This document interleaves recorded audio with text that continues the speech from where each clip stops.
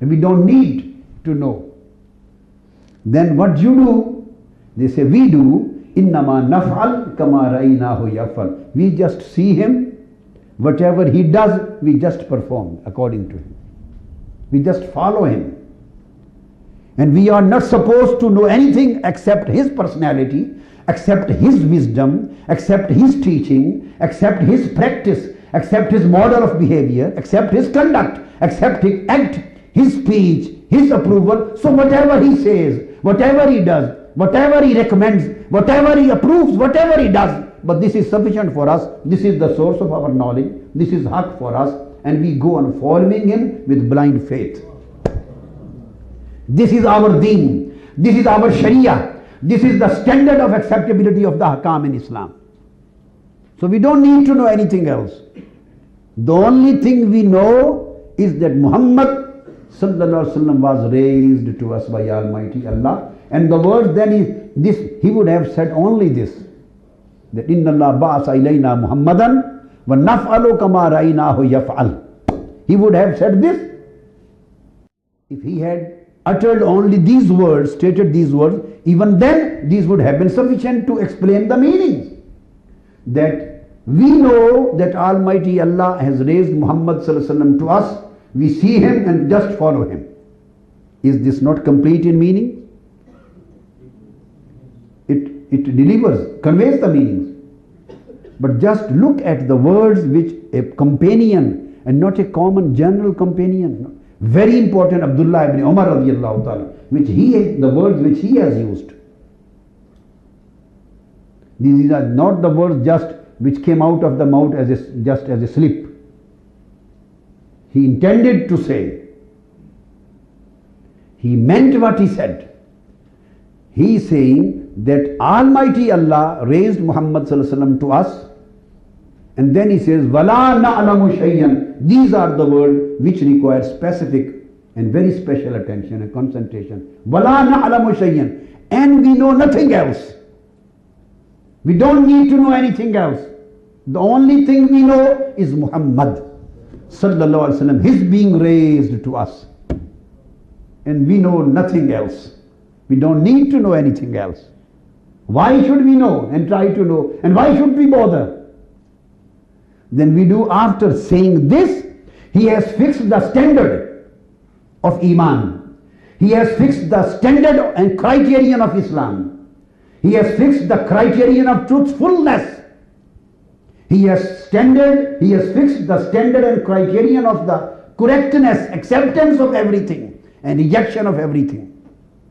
Then he says, innama, just, innama, we do just, innama, only whatever we see him doing. We just follow him. This is our deen. This is an explanation of those words that وَهُوَ الْحَقُّ مِنْ رَبِّهِمْ. He is the haqq, or whatever he states, that is the haqq. لِأَنَّهُمْ لَمْ يَعْرِفُوا إِلَّا مُحَمَّدًا. They don't know anyone and anything except Muhammad sallallahu alaihi wasallam. And the same way, this is what the son did say. Now in the end, I tell you something which his father said, Sayyidina Umar radiyallahu ta'ala anhu. And this hadith is also quoted in Sahih Bukhari, Kitabul Hajj. This is volume 1 and page 217. And again quoted in Sahih Muslim, Kitabul Hajj, volume 1, page 413. And hadith number is 1270. Again, when Sayyidina Umar radiyallahu ta'ala is performing tawaf. I was explaining the first position, that he is the sole, first and final evidence of truthfulness of Islam and teachings of Islam. He was performing tawaf of Kaaba. So during tawaf he came in front of Hajar-Aswad, Al-Hajar-ul-Aswad, the black stone. He wanted to kiss it. Before he held it, he was holding it. Before he held it, he addressed the black stone. Sayyidina Umar, he addressed it. Said, Innaka hajarun. He said, I know. Ni a'lamu innaka hajarun. La tanfa'u wa la tadurru. Walawla anni ra'aytu Rasulullah sallallahu alaihi wasallam yuqabbiluk ma qabbaltuka. Thumma qabbala. He was intending to kiss it. Why did he make a speech to black stone? Why did he make the stone as his audience? Why did he address to the black stone? Do the stone listen to somebody?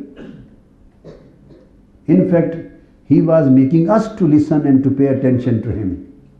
He was addressing the stone, but he was in fact intending us, the whole of Ummah, to know what he intends to say. He wanted to convey his message to the Ummah. He addressed him and said, I know you are a stone, and my benefit or my loss and damage is not in your hands. You are not the owner. You don't own my loss and my benefit. Even then I am going to kiss. Why? I am going to kiss you. Why? He said, Wallahi, my benefit and harm, you can neither benefit nor harm anyone, but even then I am going to kiss you. Why? If I had not seen Prophet Muhammad sallallahu alaihi wasallam kissing you, I would have never kissed you. If I had not seen Holy Prophet Muhammad sallallahu alaihi wasallam kissing you, I would have never kissed you. Meaning thereby he wants to say, we are the people who threw all stones out of the haram. We threw out of the, all stones were thrown out of us, out of the haram by us, we threw out. But you are still placed in the Kaaba. And not only this, that you are placed here, even we are supposed to kiss you, and I am kissing you. The reason is that only thing, we kiss a stone, we are kissing a stone. The reason is that we saw Holy Prophet ﷺ kissing you.